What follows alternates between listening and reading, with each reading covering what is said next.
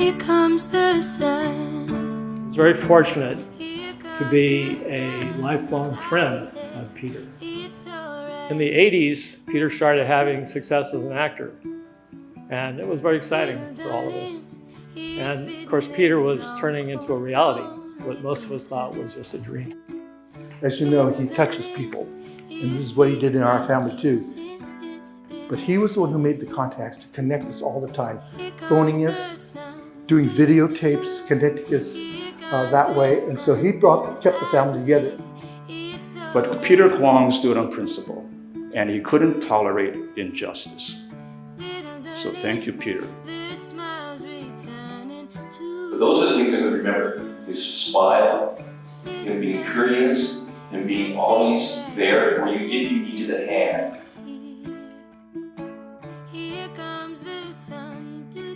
To summarize Peter's life in a few paragraphs, it's impossible. Acting is about finding the truth. And finally, acting is a spiritual quest to touch human beings. Acting is so much more than that, but I thought that these two quotes really touched on what Peter was all about.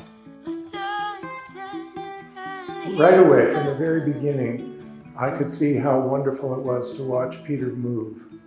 As many of you know, and some of you have said already, his movements were compelling to watch. He was both strong and graceful. Peter has left a mark on all of us. With his efforts, have gone a long way with his big heart. He has achieved more than most people in their lifetime. The more difficult job, which is, to land the job. And that's another way to make change too, is to get this face. You can't see it, but I'm just framing my face and saying, this is the face of America. I ain't going away. I'm not Asian American. I'm just American. I'm not an Asian actor. I'm just an actor. Thank you for making time to remember Peter's Day. And it's not lost on us that some of you, and you know who you are, had to rush back from Tennessee after attending the Giza Sanchez wedding. I'm looking at you, Coyote. So if we see some of you dozing off, we know it's just because of jet lag. So why have we come here today? It's simply because Peter Kwong is no longer with us. Some of us are still in shock and major denial. It just can't be true. Others of us are deep in a grieving process already. But by being here together in person or online, it makes his unexpected departure, his unanticipated death, truly sink in. It's real. It really happened. He's gone. But Peter's leaving is causing us to reflect on what he meant to us and what he accomplished in his life. And perhaps even making us pause to ponder our own mortality, even if just for today. Would you please bow your heads with me? God of all comfort, make us aware of your quiet presence with us today. Create in us the capacity to truly appreciate who Peter was, not just to Hollywood, not just to as many fans around the world, but to each of us personally. Help us to fathom what we had and what we now have lost. Help us to believe that you, in your great mercy and unconditional love, have welcomed Peter into the great beyond with open arms. We pray this in Jesus' name. Amen.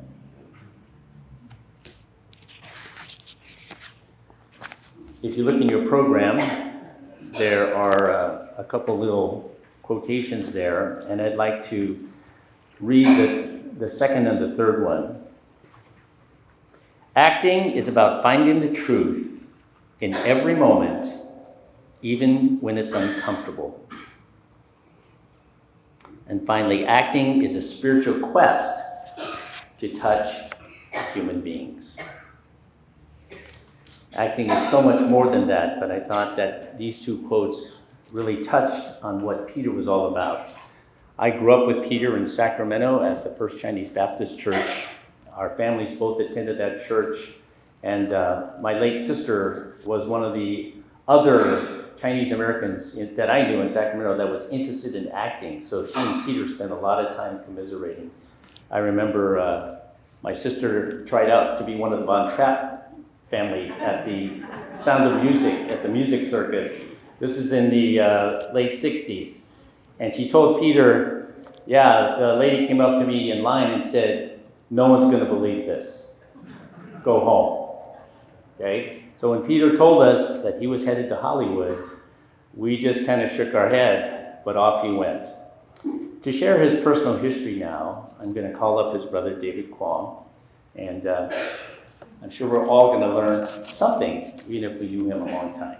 David?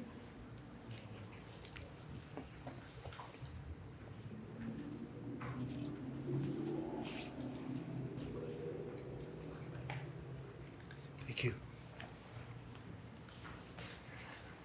Boy, please bear with me. I'm not prepared for speeches. I don't make speeches very well. I'm David. I'm Peter's brother. I just want to share, I want to thank everybody for being here today. And I just want to basically share a little bit about Peter's childhood and some background until we got to Los Angeles, basically. Bear with me. I can't see anymore. Peter was born on April 9th, 1952, in Sacramento. He was the youngest of my father's 6 children. And my father had I'm sorry. My father had 2 families. A brother and a sister was born in China, and then there were 4 siblings born in the United States. And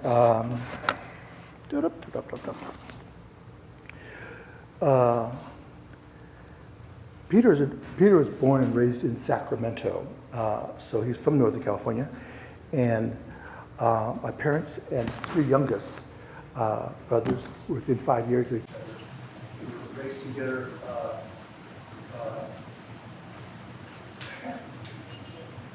And we had basically a restaurant. We were grown up, preparing food and anything else like that. So we never. I have to speak to the microphone. I apologize. I'm not used to this. Okay. One thing about Peter, though, is that while there were plenty of food that was provided for the family, Peter did not grow like the rest of us. All my other siblings were big and broad like I was, and Peter was much smaller. He was only 5 feet 4 inches tall when he graduated from high school, so he was a small person. However, because not only was he the youngest, but he was the smallest of us, and that unfortunately put him in the position of being picked on by his older brothers. His personality has always been one that's been very active and very forward, as you all know. And so to become more visible, he became more involved in high school and community political issues, and also involved in performing in the high school drama performances and arts. And he started his interest in martial arts.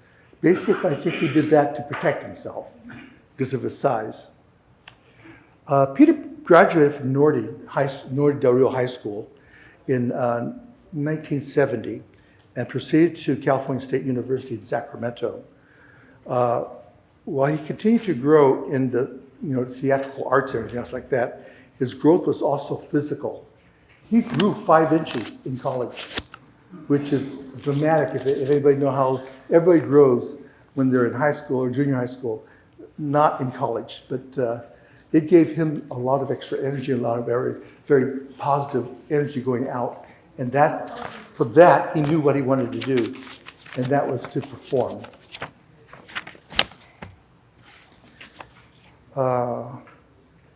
So when he graduated from CSUS in 1974, Peter moved to Los Angeles. That's where his life began, his new life began. So he was also the main contact person in our family. As you know, he touches people. And this is what he did in our family too. He was one, we have our family have grown in sizes. We have family in China, in Canada, in Maryland, and in Northern California. But he was the one who made the contacts to connect us all the time, phoning us, doing videotapes, connecting us that way. And so he kept the family together, and that's how he does with friends. And so that's not uncommon for Peter. And so you know that part of his background.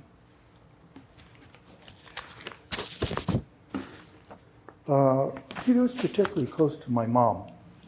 As she got older, she passed away when she was 92 in 2008. But for the last 10 years, Peter and I shared the responsibility of taking care of her. So every year, I would send her down to Los Angeles, and he would take care of her, and then he would send her back to Sacramento, and I would take care of her up there. And so he was very, very close to my mom. And so after the services here is taken care of, Peter will be cremated, and his ashes, some of his ashes will be taken back to Sacramento and buried with my parents. Okay? And that's basically what I want to share. That brings you up to his age. So who's next? Thank you, Ken. Thank you so much, David.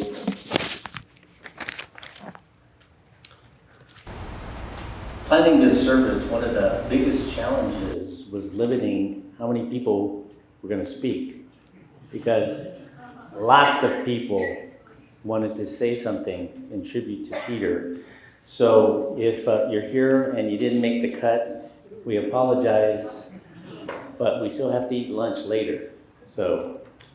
But I want to start us off. It's going to be a combination of eulogies and also making a floor tribute. So each of the speakers, as you see listed, are going to come up in order. They're going to receive a flower, and they're going to place it in the casket on Peter's hands, and then come up and share a personal story. So to start us off, Anthony Tacono.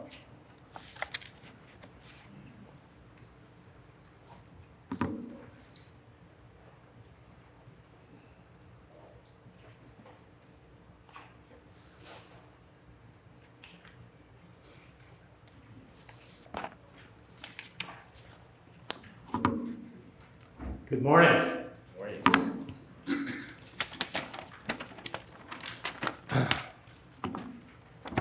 So Debbie has asked me to keep this to less than 5 minutes today. So here it goes. So I was very fortunate to be a lifelong friend of Peter. We first met when we were sophomores in high school in Sacramento. Peter and I, we had a number of classes together, mostly math and science. And Peter was a very good student. In fact, he was a top student. I can remember when we were seniors, we were both selected to compete in Cal Poly's annual statewide math competition. So we got to spend a weekend in San Luis Obispo competing with other students at Cal Poly Royal. That was a fun occasion for us. We double dated to our senior ball, and our dates were very good students also. So afterward, Peter said we were the smartest foursome at the senior ball. And that may sound a little self-promoting, but of course, after all, Peter was planning to be an actor. Peter was ambitious. He ran for president of our high school class. He was also a hard worker. One summer, he worked on our farm, waking up at 5 in the morning to pick prunes on his hands and knees in 100-degree heat in Northern California to make $5 a day. That's hard work. sometimes I would drive Peter to his, after school, to his family's home on Potomac Avenue, North Sacramento. And Peter's mom was so nice to me and so sweet. She would always give me something to eat. And so that's the first time I ate chao shu bao. And it was delicious. I still eat it. So after high school, we both went on to college. And David was at UC Davis, as I was. And Peter would come visit me when he came to visit David. And we would have long discussions about life. Strange for college kids. After college, I met the love of my life. And my bride-to-be, Norma. So I called Peter. I asked him to be my best man. So I went down to LA and stayed with him at his apartment in Maltman Avenue. And we went shopping for rings and tuxedos and other things. Then we flew down to Mexico for the wedding. And Peter, at our wedding reception, Peter's dancing was one of the highlights.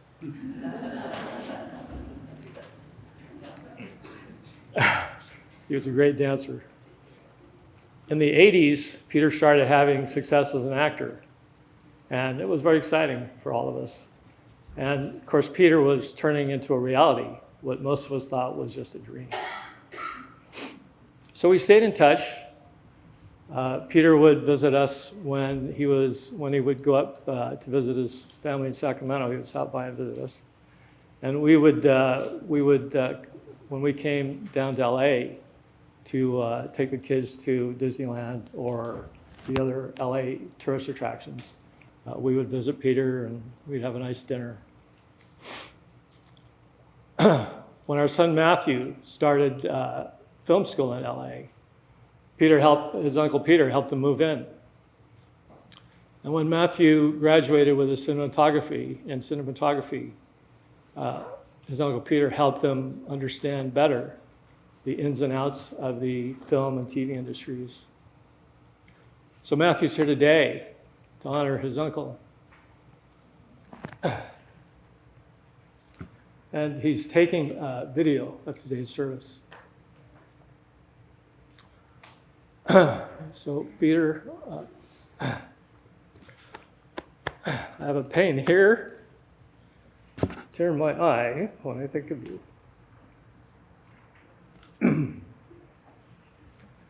But I also have memories of the good times we had together. My condolences to David and Debbie and family. And Debbie, thank you for all your hard work in organizing this service today. Thank you.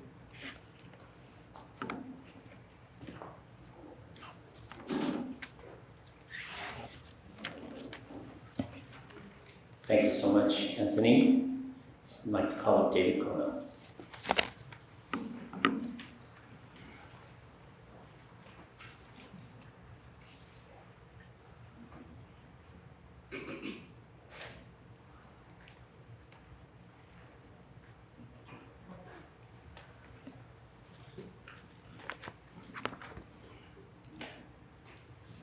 I'm going to.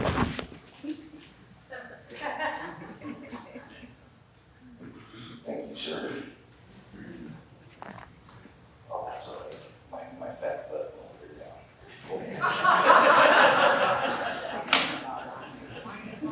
Sorry. Not really. My name is David Kono, and I was told I only had 3 minutes. And there's a few people here that know me, and they know that I'm long-winded, so I promise I won't be today. My journey with Peter started in the mid-'80s, right after Big Trouble in Little China. I went to an event with my best friend, who was the new vice president of diversity at Sony. And he got invited to this organization called CAPE, Coalition for Asian Pacifics in Entertainment. And he got invited because they wanted him to be a part of that group. I ended up getting invited because I was co-chairing LA Asian History Month for the city of Los Angeles. And we went to this event at Cape, and Peter was the first person that walked up and introduced himself to us. And so for the next 40 so years, Peter would, well, for the next 20 years, Peter would always remember our names, but we had basically not much to do in the entertainment industry at that time. Peter and I reconnected in the 90s through martial arts, and specifically with the Martial Arts History Museum located in Glendale, California. That was our plug. And Debbie even say that the table is open for him. But anyway, so that was our initial journey. Peter was, you can imagine Peter at any kind of event, and it didn't matter whether it was a picnic, it was a formal event, but he always looked great.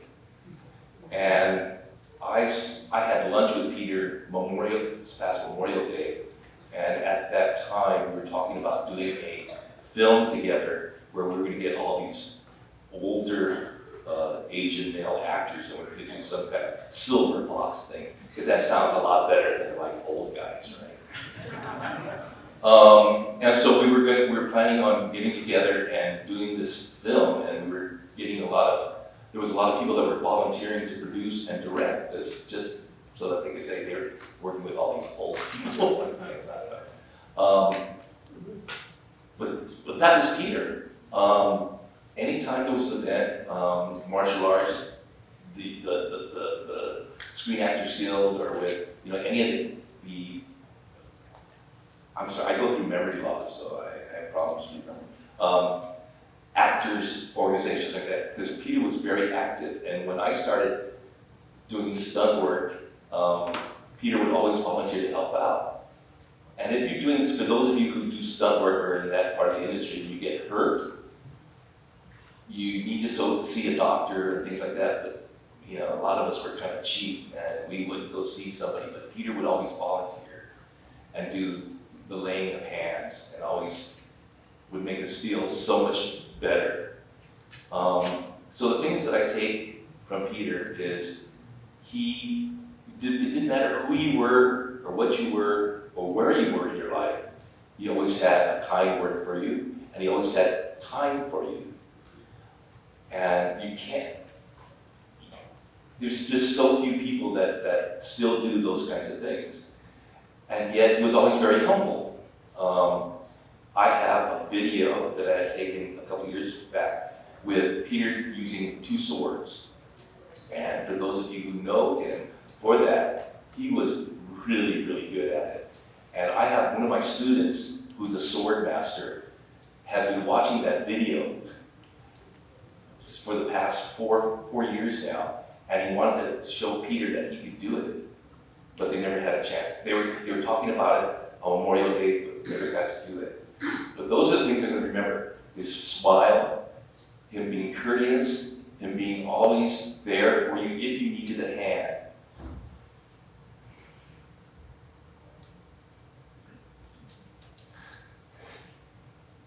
Now I'm going to really miss him. So, for those of you, if you believe in anything, just remember Peter because of his heart, because that transcended a lot of things. Thank you.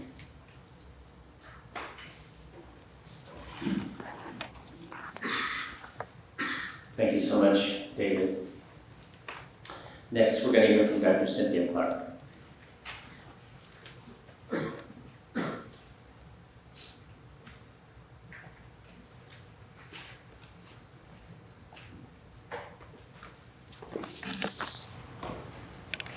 Oh, not easy.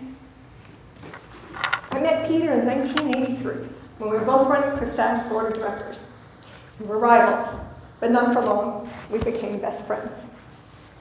I'm going to read a poem written by a priest, Henry Scott Holland. And hopefully it's a little bit comforting. Death is nothing at all. It does not count. I have only slipped away into the next room. Nothing has happened. Everything remains exactly as it was.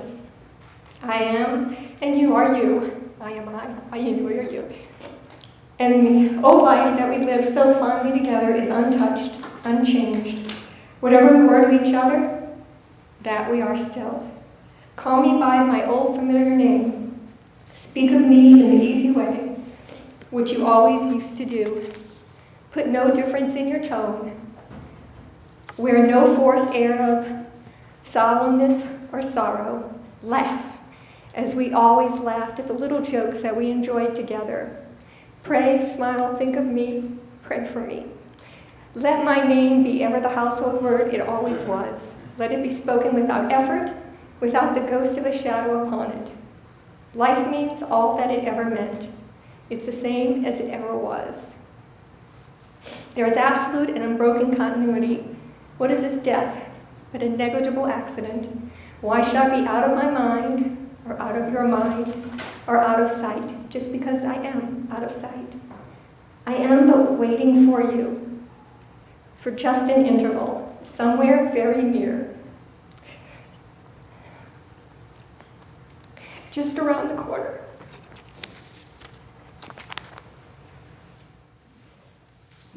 That's wonderful. Thank you, Cindy. Now I'd like to call Guy Aoki.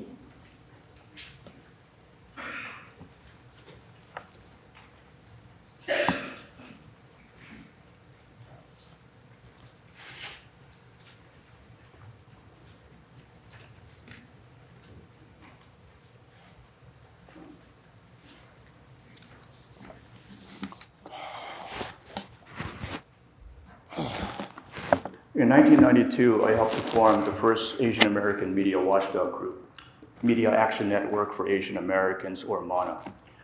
At the time, I didn't expect Asian American actors to become involved with us because they were having a hard enough time as it was, just getting small parts on TV or in motion pictures, and stereotype roles at that. If they were labeled troublemakers, then they'd have an even harder time making progress in their careers. But many actors did become active and came to our meetings, like Krista Shima. He was an early supporter, and it didn't stop him from winning an Oscar for Visas and Virtue. Kelvin Han Yi was there, Tai Ma, Cal Penn.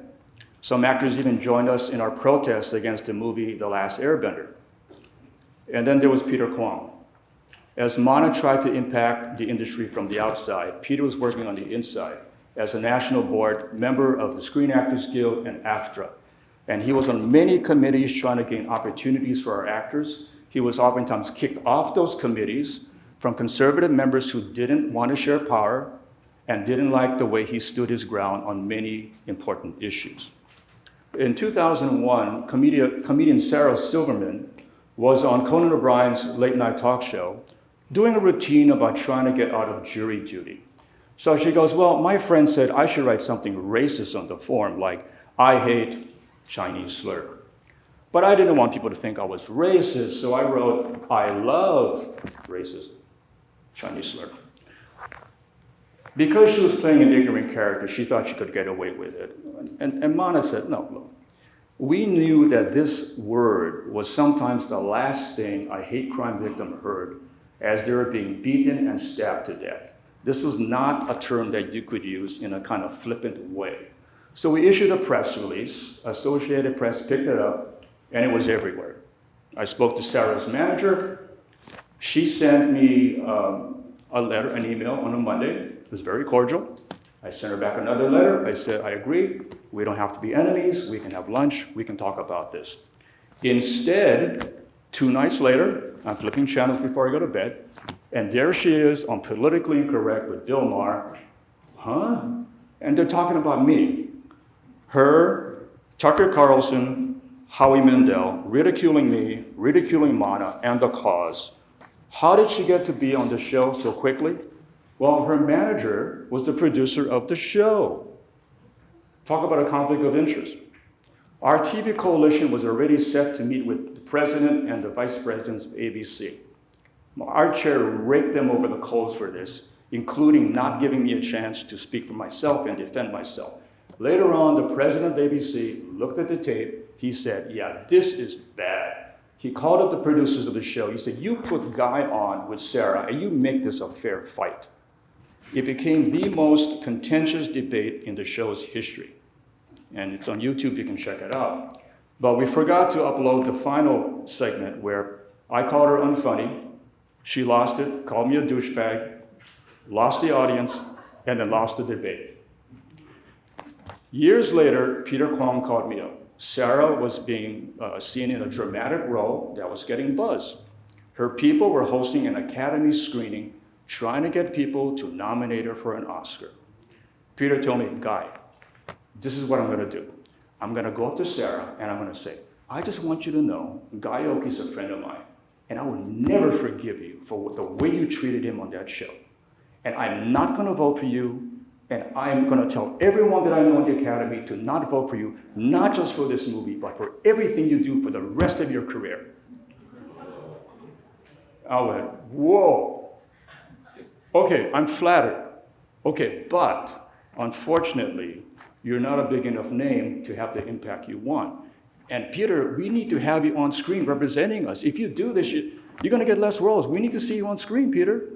And I don't think it's gonna help your reputation with the Academy. He goes, okay, you're right, I won't do it. So he kept quiet, and Silverman didn't get the nomination anyway. But most people, especially Asian Americans who want so much to be liked and get along with people, would never have done stuff like this. I mean, who's gonna go there, take a stance like that, go out of their way to fight a battle on somebody else's behalf?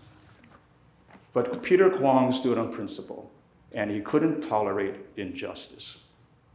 So thank you, Peter.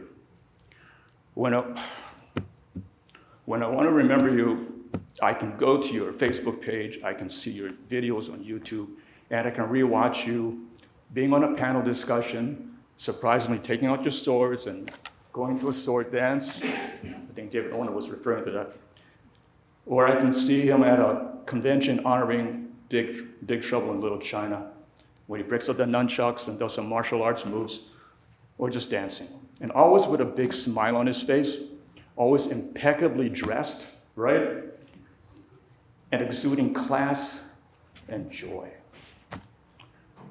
I'll always remember, though, that beneath that smile was a fighter who always carried himself with dignity and respect, and that's how he wanted our community to be portrayed on screen, because he knew that the way that we were portrayed affected the way people thought of us and treated us and how we thought about ourselves. Peter, we will continue to fight, but thanks to the work you've already done, we're that much closer in reaching our goal of always seeing Asian Americans and Pacific Islanders on screen in all facets of life, including as heroes and romantic leads. People that our children can look up to, aspire to be, and want to be around. We will never forget you. Thank you, thank you, thank you.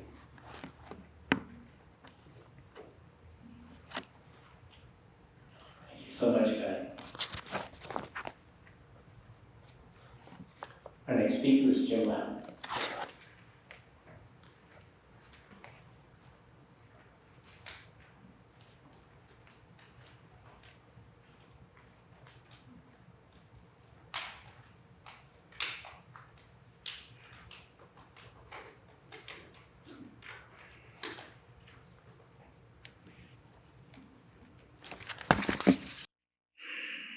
Hi, my name is Jim Lau. Thank you, Debbie. Thank you, David. Thank you all for coming to pay homage to our dear friend, Peter, whom I've known for over 40 years. Eulogy is hard. To summarize Peter's life in a few paragraphs is impossible. Look at his life. Look at his resume, look at his work, look at his world, his involvement with the unions, the academies, the communities, charities, and fan clubs. Look at his friends, his talent, his character. A soft-spoken man with a big heart who was never afraid to speak the truth and do the right thing. Look at his accomplishment.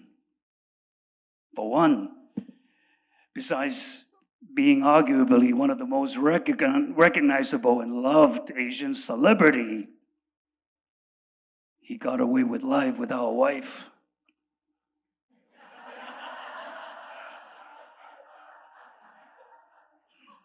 Peter and I have many similarities, as we were born 2 days apart, both dragons, both with an older brother called David, both from Northern California and ended up in Hollywood. We were both martial artists. We were best friends. We've been celebrating our birthdays every year for the past 25 years, along with another best friend, Denny, who just also passed away a few years.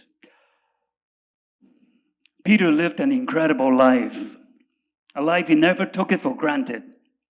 Perhaps nobody knows life, especially how fragile and vulnerable life could be, the way Peter did. He was born with a rare blood disorder that he couldn't afford to get a cut on any part of his body where he would easily be bled to death. To deal with such burdensome impairment, Peter, on the one hand, had to regularly take fa gao. It's a Chinese dietary regimen, which, unlike pills, require a lot of work to prepare, but nonetheless help neutralize the balance of his blood level from within. And on the other hand, he had to constantly stay alert from without getting injured. So he took up martial arts, literally for the sole purpose, for self-defense, to stay alive. Good begets good, and one thing leads to another, as Peter continued to learn new things, adding to his portfolio, whereby he also picked up other physical activities like breakdance, jazz, social dance, Tai Chi, Peking opera, and even pantomime. All of which eventually transformed Peter into a physical virtuoso. He was fluid, agile, flexible, operatic, elegant, graceful, and even groovy when he was in the self-marking mode. I'm sure you all have seen his breakdance and, Peter's special skill, his physical wholesomeness, finally paid off big time when he landed his legendary role playing Rain in Big Trouble in Little China, one of the all-time cult classic films, which I also serve as one of the associate producers. I still remember vividly about the audition as I was sitting next to John Carpenter, the director, and Larry Franco, the producer. We were interviewing practically every martial artist in town. Many of you are still here. John Carpenter was so impressed with Peter, he kept repeating, I still remember, I love that face, I love that face.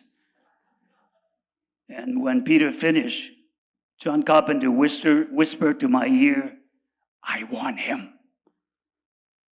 So I knew Peter got the part even before he did. And the rest, of course, is history.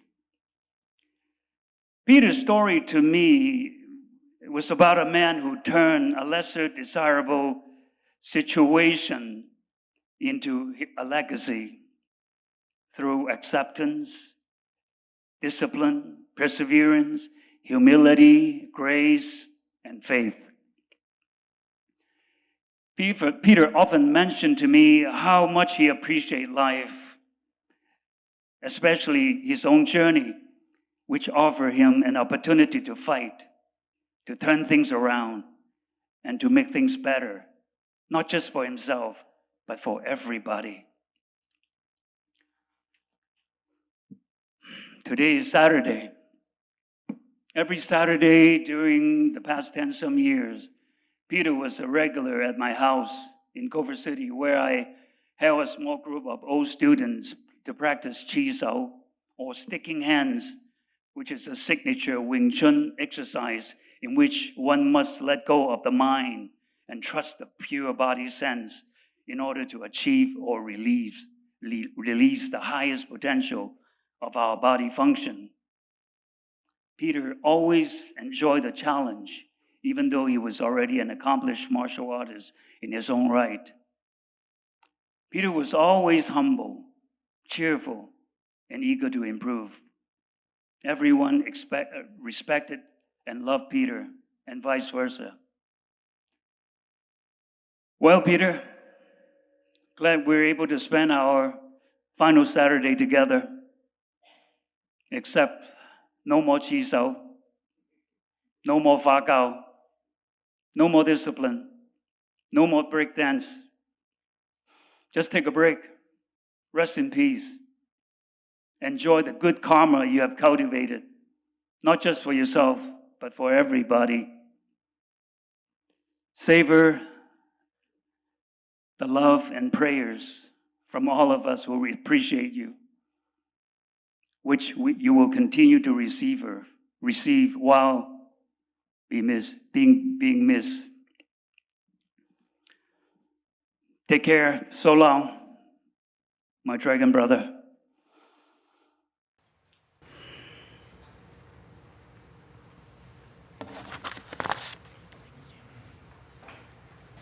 Thank you so much, Jim. And now Roger Rennick and Benji Lysott are going to grace us with a very special rendition of Here Comes the Sun.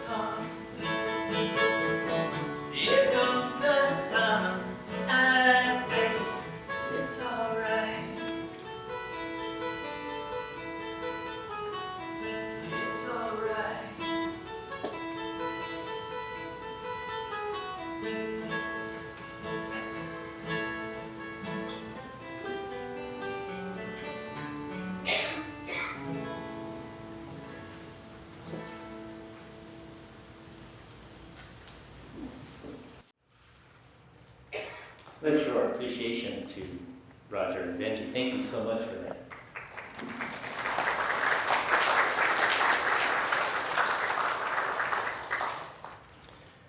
Continuing on with our eulogies and floral tributes, I'd like to call up Eric Lee.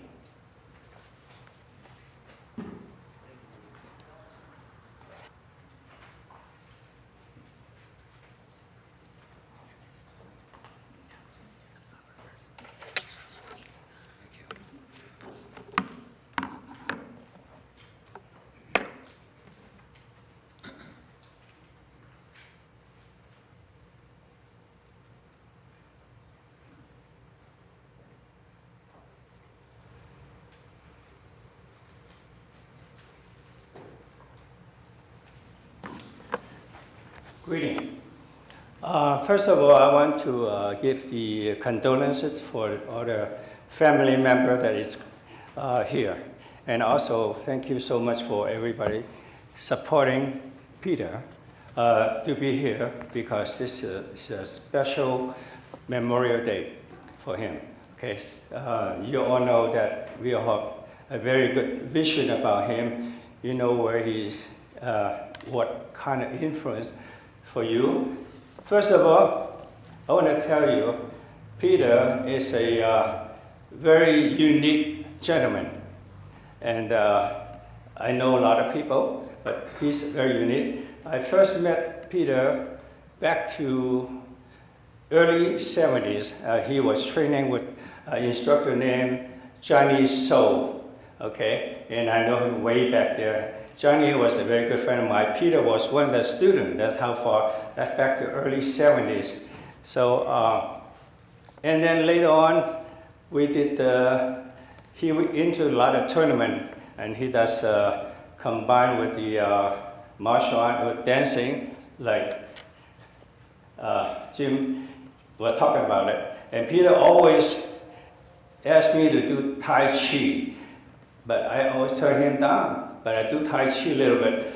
But I told Peter, Tai Chi is so slow. I went to Tai Chi picnic about 40 years ago. I just got back today. So anyway, I do Tai Chi. I encourage everybody. It's very good. And second, I met Peter. We did a film together, which Jim Lau was one of the producers in it, and I was one of the gangsters in it. So, the bad guy in the movie, but you know, I'm still in. So anyway, there's somebody also in here. I think the next person is James Liu is going to talk about too. I was in a movie called Big Trouble in Little China, where James Hong played Heavy in the movie, so that's how we met. And then also Peter entered a lot of tournament, Mr. Parker's tournament. I don't know if you heard of it, Mr. Parker. He was Elvis Presley's instructor. So I also into a lot of tournament in those days, and back to 70s. So that's how we got really close. And we traveled together, we went to many events. So I just want to tell you, he's a very unique person. And until we meet again, okay, adios. Thank you.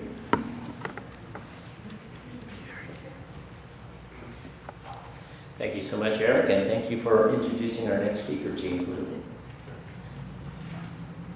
Where is James?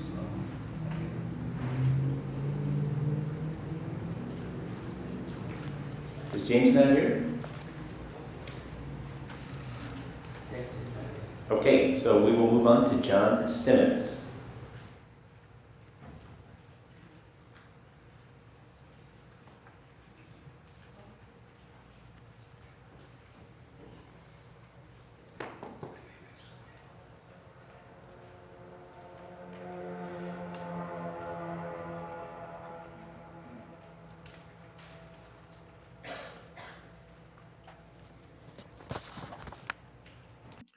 Everybody's been sitting for a pretty long time, so just stand up once and make one rotation in the direction of your choice. Try not to all turn the same way because we don't want to hurt the church.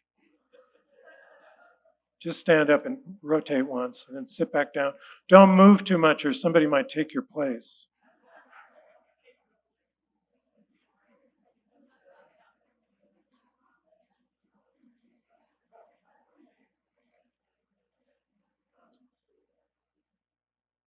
Okay, thanks. My name is John Steinmetz, and I'm a member of Peter's Tai Chi class. And there are several members of his class here today, and I'm here to speak about his class and about Peter as a teacher. And it's no big surprise that the qualities you've been hearing about come in his teaching as well. Some students have taken Peter's class for more than 20 years. He started this sometime before 2003, starting at the Pasadena Senior Center. And a lot of these students have moved with him over the years to other places, to a church and then to different parks. And several of those longtime students are here today, including some who are newer like me. I'm not one of those longtime veterans. I started about maybe 9 or 10 years ago when my wife convinced me that I should come to the Tai Chi class that she was taking. I was very nervous about that. I was really tense and was pretty sure that I was going to embarrass myself. But I saw pretty quickly that Peter welcomed students at all levels, and it looked like he wasn't going to pick on me or embarrass me, so I kept going to the class. However, for a long time, I really had no idea what I was doing. But Peter's class made room for a kind of gradual learning that I had never experienced before. I'll tell you a little later how that worked. The class meets twice a week for an hour. It's a class for seniors. You can't get into the class unless you're 50 years old. And I remember one time a very young-looking woman showed up to start taking the class, and many of us were joking together about asking to see some ID. When I started, one student had been in the class from the very beginning. She was in her late 90s, and she brought her walker to class, and she did the movements as best she could. There were other longtime students and other beginners like me and people in between, and there were some students who were really good at Tai Chi. So Peter would put the newcomers in the middle of the class, and around the edges of the class, he would put the most experienced people, so that when, as in Tai Chi, we turned around to face different directions, the new students would always be able to follow somebody who knew what they were doing. Right away, from the very beginning, I could see how wonderful it was to watch Peter move.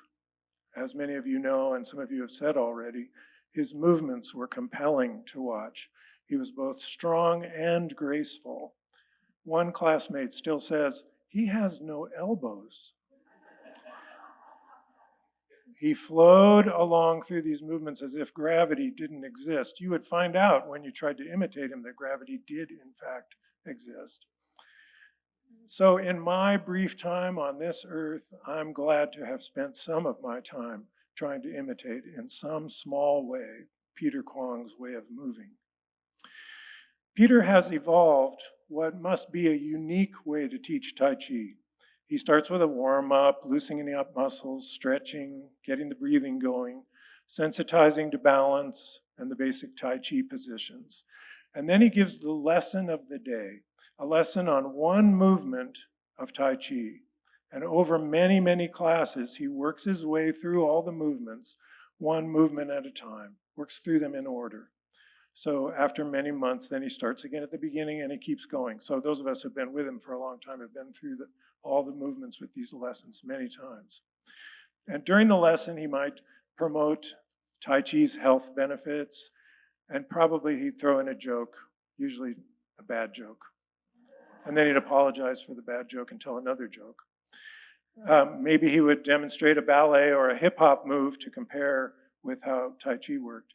And he would even imitate the Three Stooges, like that. After the warm-up and the lesson of the day, we did the heart of Tai Chi, what he called the 108.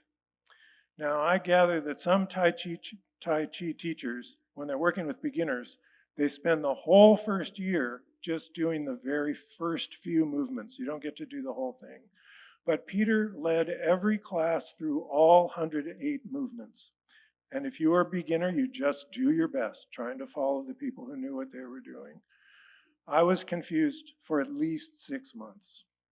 And then slowly I noticed that even though I had no idea what was going on, my body was starting to figure it out and picking it up bit by bit.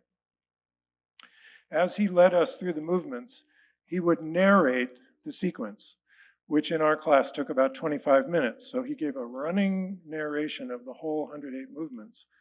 I think his teacher used to announce each movement by name, but Peter also described how to do it, and this is a unique approach, I think. Here's something he would say. Turn both hands over and roll back to the side. Turn your waist, set your hands, and press. The hands will deflect upward as you shift your weight back. Set the hands and push to the heart. Our class continues to meet twice a week, and we lead ourselves through the warm-up, and then a recording of Peter's voice leads us through the 108. During COVID lockdown, Peter taught the class online from his living room. Now, some of you may suspect that Peter was not exactly a digital native, but he figured out how to use Zoom for Tai Chi. And after COVID, he figured out how to do a hybrid approach so those students who wanted to keep learning at home could stay at home, and the people who wanted to be with him in person could be with him in person. He always took care to show the movements to the camera so the people at home could see what he was showing us who were with him in person.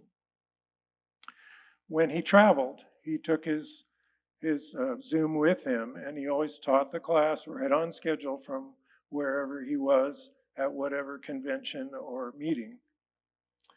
And so he was very loyal to this class, and I think that loyalty is something other people have brought up. Of course, his loyalty extended well beyond class time. When that oldest class member and her walker could no longer attend the class, Peter visited her in her assisted living. And when another student lost her husband, Peter right away offered to help, and at the memorial service, he was the greeter. His generosity and kindness shone through. He would say often, "I love my seniors." And just today I realized when he started that class, he wouldn't have qualified to be a member of it. In recent weeks, he sometimes stayed after class to teach traditional Tai Chi exercises that were not part of the regular class. So Peter, I'm very grateful to you for your introduction to this ancient discipline and for this way of teaching that was completely new to me, that over time has helped me to learn Tai Chi. All of us in the class send our gratitude and our love to you, Peter, and our blessings for wherever your next movements may take you. I'd like to end by having us all here today do the salutation that Peter led at the end of every class. So let me show you first. I'm going to have to put the mic down to do that. First, you will make a fist with your right hand. Not yet, but when we do it. And then you're going to take your left hand and cover the fist with your left hand. Now, normally we do this with elbows out, but that's not going to work today. So do it with elbows down, like this. So let's do this with the words that Peter used to end every class. The right hand forms the fist for fighting. The left hand makes the peace we so deserve.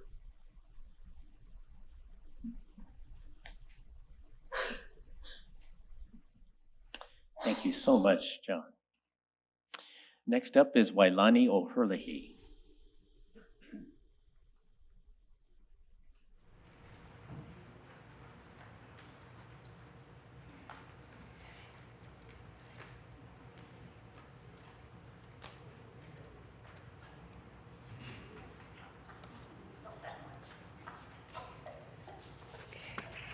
Hi. Hello, my name is Wailani O'Herlihy. Thank you for letting me talk today. I appreciate it. Thank you for the ohana here. I always thought Peter felt he was Hawaiian as well. We met in the 80s through our dear friend Chris Payne, who's sitting right over there. He was the man, the DJ in Gardena. Peter was my best dancing partner on the floor, showing off his unique locking skills, the bump, rock steady, salsa, lambada, bachata, and ballroom dancing at a great club we used to frequent, Gung Hei, in Gardena.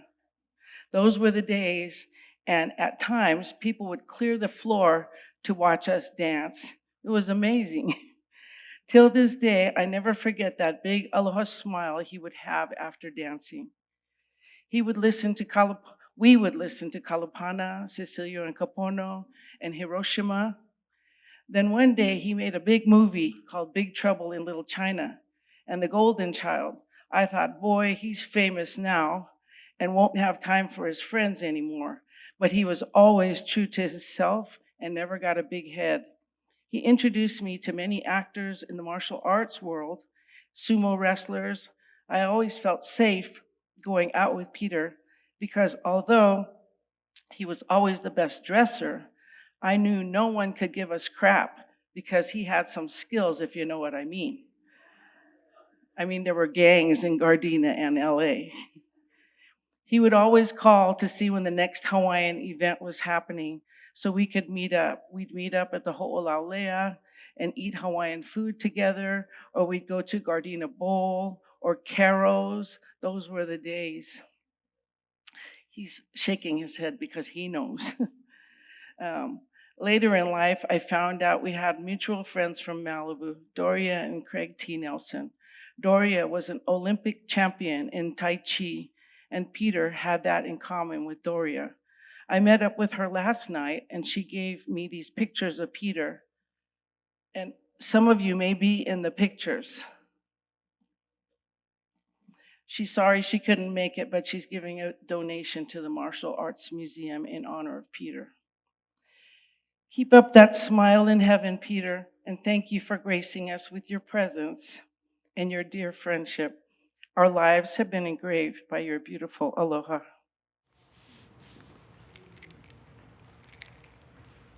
Thank you so much, Renata. You're welcome.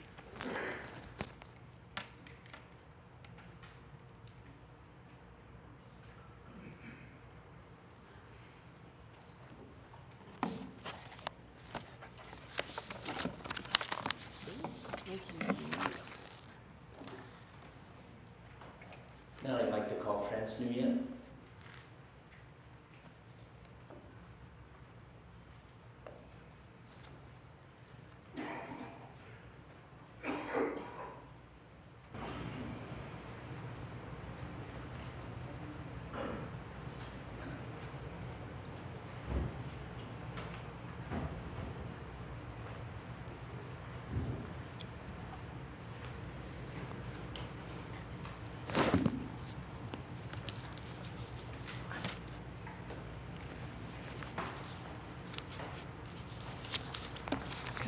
Too short. Dear Peter friend, I'm sorry that you left this world for a place above us where we will meet someday.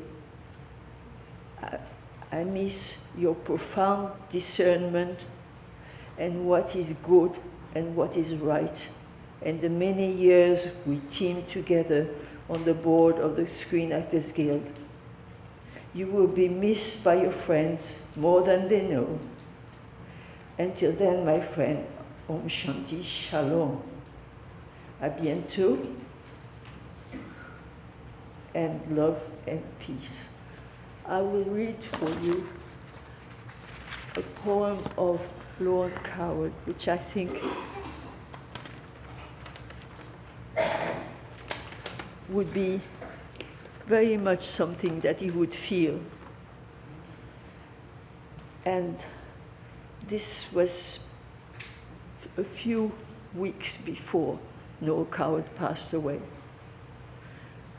When I have fears, like kids had fears, of the moment I cease to be, I console myself with vanishing years, remembering laughter, remembering tears, the peace of the changing sea, remembering friends who are dead and gone.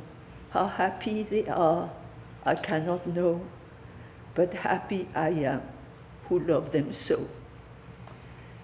March 29, 1973, Noel Coward, Blue Harbor, Port Maria, Jamaica, West Indies. Bless you all.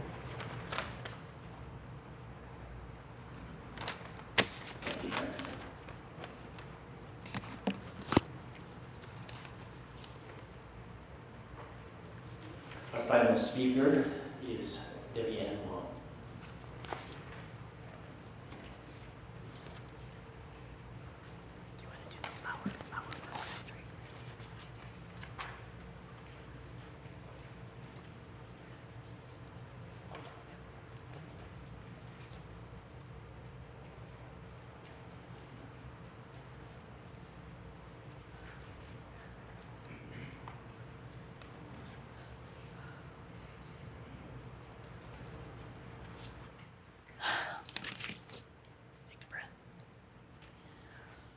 I'm Debbie Ann Wong. This is Linda Standart, one of Peter's good friends of 37 years. She's going to stand up here with me as my support. I've known Peter for 10 years. We go back in the 80s. That's the first time when I actually met him. We didn't stay in touch, and then we reconnected again in 2015. This time, as we began our courtship, Peter introduced me to his glamorous world that I was not used to. This consisted of his show business, red carpet events, academy screenings, receptions, TV academy events, Hawaiian cultural events, Asian culture events, Tai Chi classes, martial arts, charity events, and events that he would MC. In the meantime, I introduced him to my world, which is completely different. My world was consisted of hosting small gatherings with close friends at my house, swim parties with barbecues, going to plays and concerts, going on walks with my dog, and going to dog shows, and watching him watch me go through home improvement projects, and my interest to go on vacations and travel. Despite our differences, we were able to incorporate our interest. In addition to the time that we spent together, Peter was very involved in politics and Asian American activism to promote change in Hollywood, and spent countless times keeping in touch with his friends and maintaining the loyal friendships, mentoring others, supporting and helping his friends financially, emotionally, and in any way he can. I still remember a time when he told me he was going to help his friends move. And I said to him, are you sure you want to do that? You're not going to get hurt? And of course, he chose to help that person move. He would never turn a friend down if they needed help. Peter had countless talents.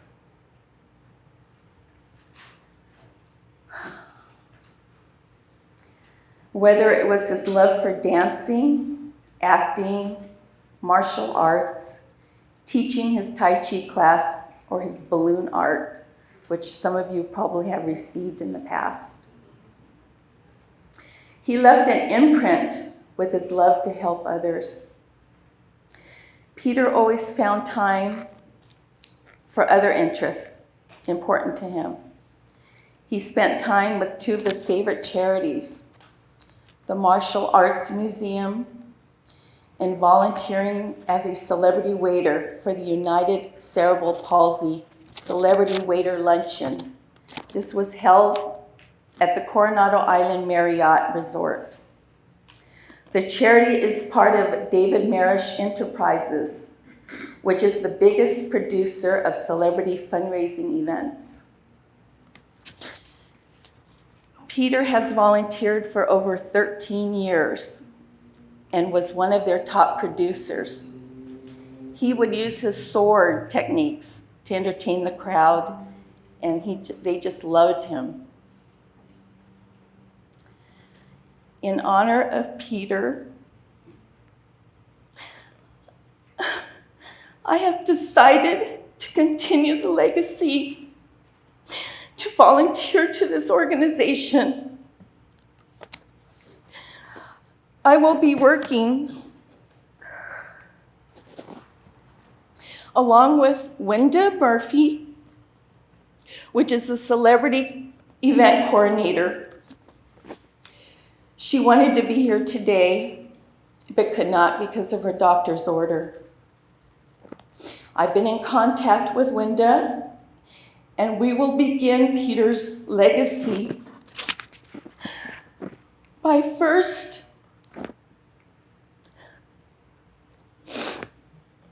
honoring Peter at this year's celebrity luncheon. And Wenda will personally present the check with all the donations at this year's luncheon in his honor. Secondly, Peter's name will be mentioned in the September to October United Cerebral Palsy newsletter. And lastly, Peter will now be honored yearly at this luncheon, which I will now be participating annually.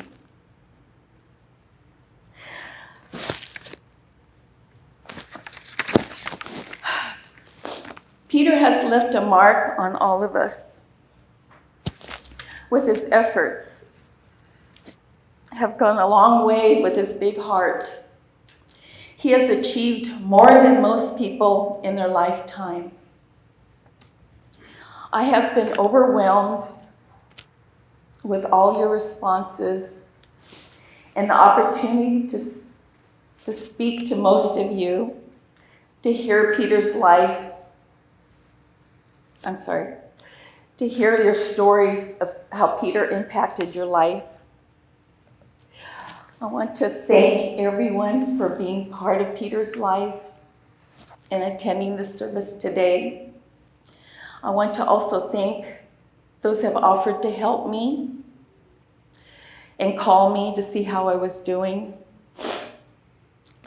Let's let Peter be the inspiration to all of us to mentor and help others and to be a positive role model. Thank you.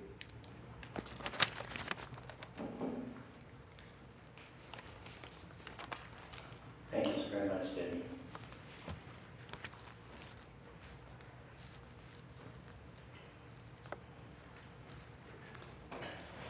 The other quote that you find in your program is from psychiatrist and best-selling author Dr. M. Scott Peck. Anyone here read The Road Less Traveled a while back? That book famously begins with the simple phrase, "Life is difficult." And this quote of his is similar. He says, "Life is complex. Each one of us must make his or her own path through life. There are no self-help manuals, no formulas, no easy answers. The right road for one is the wrong road for another.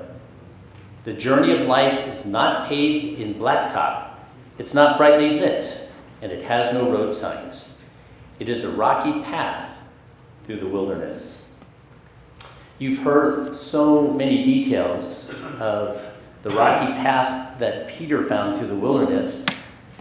But I'm guessing that there's one detail that maybe only a handful of people in this room here remember about his early rocky path. In the early 1970s, when the Partridge Family TV show was very popular, Peter was one of the few, if not the only Asian American guys in Sacramento who had David Cassidy's shag haircut. Did you ever see that? I can't get that image out of my mind. He showed a lot of daring, and he pulled it off. Now, as we've heard, much more well-known, his singular path also included being the Asian American James Brown on the dance floor. I always used to feel sorry for whoever was his female partner because they were easily forgotten. Maybe not you, Wailani, but you know, I used to be in a band in Sacramento, and when Peter would get up and dance, like everyone stopped dancing and just cleared the floor. But it was also his prowess as a serious martial artist. We all know that Peter's path led him to become a skilled actor and a tireless advocate for actors and others in Hollywood. But have you ever wondered how Peter came to embrace the double-edged sword of being both a craftsman and a crusader? And you know what? Let's let Peter explain this himself.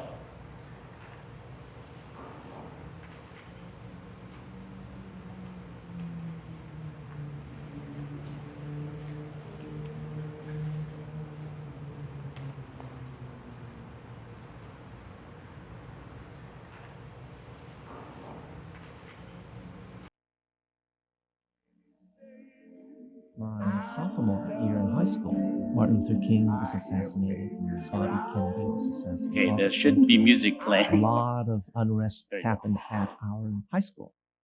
Being 33% white, 33% Hispanic, 33% black, and 1% Asian. We had the Oriental Culture Club that I instigated. And I started my politics very, very early in life, where I said, you know, I'm going to be a class representative, student council. So that sense of duty of representation was instilled into me at a very, very early age, because my parents said, you have to be beyond yourself and you have to give back. It was just the way we were raised. And we were raised in the same church, the First Chinese Baptist Church. One of the memories you just jogged in me was this time when the youth group went out to a miniature golf course in Sacramento and encountered overt racist imagery against Chinese people.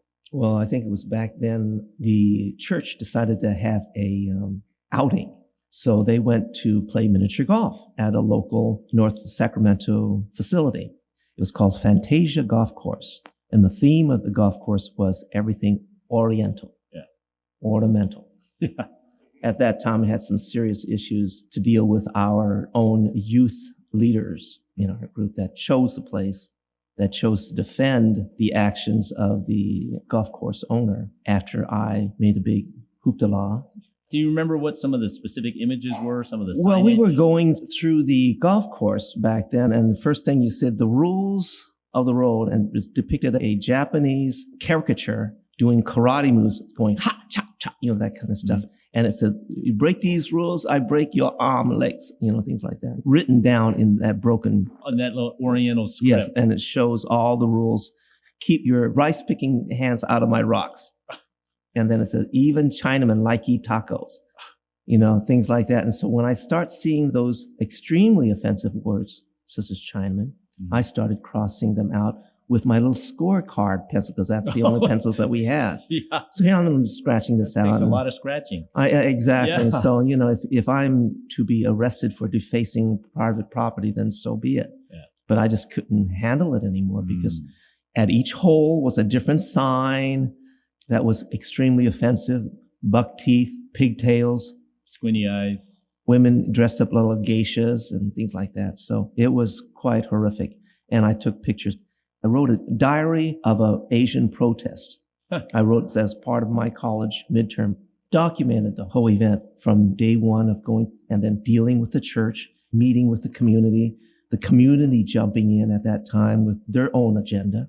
Because mine was just simple: treat people right. Be nice to people. There's nothing wrong with that. But then comes other elements of a more of a political agenda, of a financial agenda, of a city council agenda. So it got really complicated. And the first round, they compromised with changing the photos, reducing the buck teeth, not using the word China and things like, but still it had that same Oriental motif until maybe 5-6 years later, they brought it up again. And then they finally took down all the offensive pictures. And yet, until you actually started protesting this, how many hundreds, thousands of people played miniature golf there, Asian or otherwise, and didn't take offense to it? Well, if you don't step up, everybody will push your boundaries on the other side. Because know that every time I'm trying to make something happen, there is an equal or more powerful force trying to push back and not make it happen. That's experience I've dealt with in the Screen Actors Guild boardroom. Even within ourselves. And as I institute change, trying to help the actor, period, not actors of color, but just actors, actors' rights, wages and working conditions, et cetera, et cetera. As I enter into the politics of being a governor at the Television Academy, representing the performers branch, that too representing actors and their issues about rules and regulations, how to get an Emmy, making things equal on the playing field so that the star doesn't get the immediate spotlight, but how to run an Emmy campaign So the small man on the totem, way at the bottom, can get their work acknowledged so that you can have truly the ideals of an academy, which is excellence in television, excellence in feature films. But then who is to define the excellence? It's the voters around you. So in order to find true effective change, you're not going to bring down and destroy the academy. You're going to have to work within. And if you're going to work within, then you have to be part of the process. Every year I try to encourage people to join the academy. And I find so many actors not interested. They're more interested in developing I said, don't you realize that if you do this, you are improving your career? That you are making a change, not only for yourself, but everybody down the line that's coming up. I'm very empathetic to what people go through. There's a tremendous amount of sacrifice involved. Where's your focus? Is your focus on your career, or is your focus on trying to affect change? So it's a double-edged sword there, because as you're going in, you don't realize the resistance that you're going to encounter. That being said, then at the same time, I still have to get the resumes and the pictures and then go to the auditions and do the more difficult job, which is, to land the job. And that's another way to make change too, is to get this face. You can't see it, but I'm just framing my face and saying, this is the face of America. I ain't going away. I'm not Asian American. I'm just American. I'm not an Asian actor. I'm just an actor.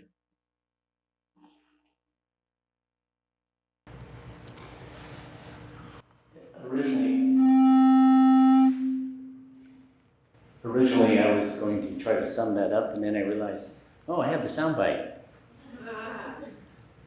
How unusual and how precious to let the deceased actually speak to us.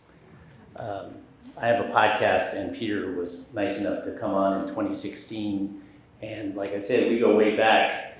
And as I was reviewing the episode with he and I realized it's like, this is a really rare opportunity to just hear from Peter.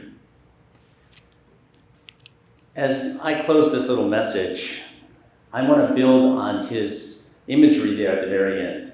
He says, I find that life is often like a two-edged or double-edged sword. And if you think of the swords that he liked to use, the Chinese swords. And in Peter's case, as we've heard repeatedly, one edge of his sword was constantly honing his craft as an actor, an American actor, in both film and television. And that's a lot of work in and of itself. It's easy to not fault any actor for just wanting to work on their craft. But Peter had clearly the other edge, and that was to be a clear and courageous voice in Hollywood to level the playing field for everyone. I think Peter correctly credited his parents, if you heard that in the clip, that they taught he and his brothers at an early age that it was really important not just to think about yourself. But I also want to think that his growing up in our little Chinese Baptist church in Sacramento was also a source of his selflessness. As I was looking through the Bible, I found a passage that I know that I'm sure we were taught in Sunday school and heard from the pulpit that to me really captures Peter's life. It's from the book of Philippians, chapter 2, verses 3 through 4. Don't be selfish. Don't live to make a good impression on others. Be humble, thinking of others as better than yourself. Don't just think about your own affairs, but be interested in others too, and in what they are doing. Didn't Peter really exemplify that? He listened to his parents. Maybe he listened to our pastors in those days. But I think those two edges together explain why we are feeling at such a loss, why we know that we have lost someone very rare and very unique and very special.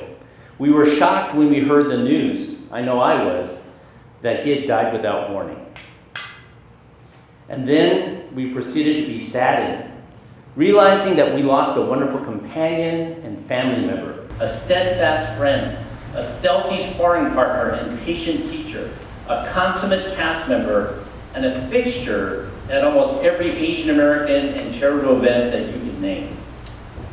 Peter Kwong was that rare soul who could cut through life's many barriers like a double-edged sword. committed to honing his craft, and yet committed to always caring about people. Once he found his rocky path, Peter trotted with vision, courage, and compassion. Peter, we will miss seeing you on our screens, but you've left an even bigger hole in our lives. Rest in peace and power, because we will never forget you. Let's bow our heads. Once again, O God, we seek your comfort and strength in this time of mourning. Bring to us, especially to David and the rest of the family and Debbie, an abiding sense of gratitude for having someone so special as Peter in our lives. As we now walk through the valley of the shadow of death, take care of us like the wise and loving good shepherd that you are. We pray these things in the name of Jesus. Amen. To close out this memorial service, I'd like to bring David Kwong back up to share a few words of appreciation.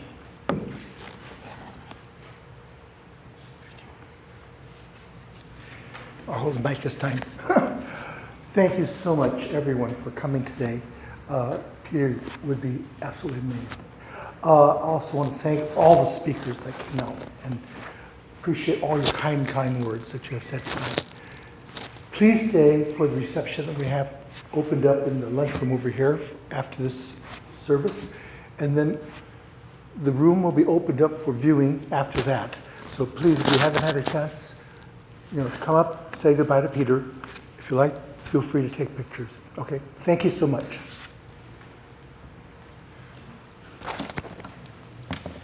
Thank you once again, and I think we can pay our final respects. So if the funeral directors can help start us from the back, you're welcome to come up.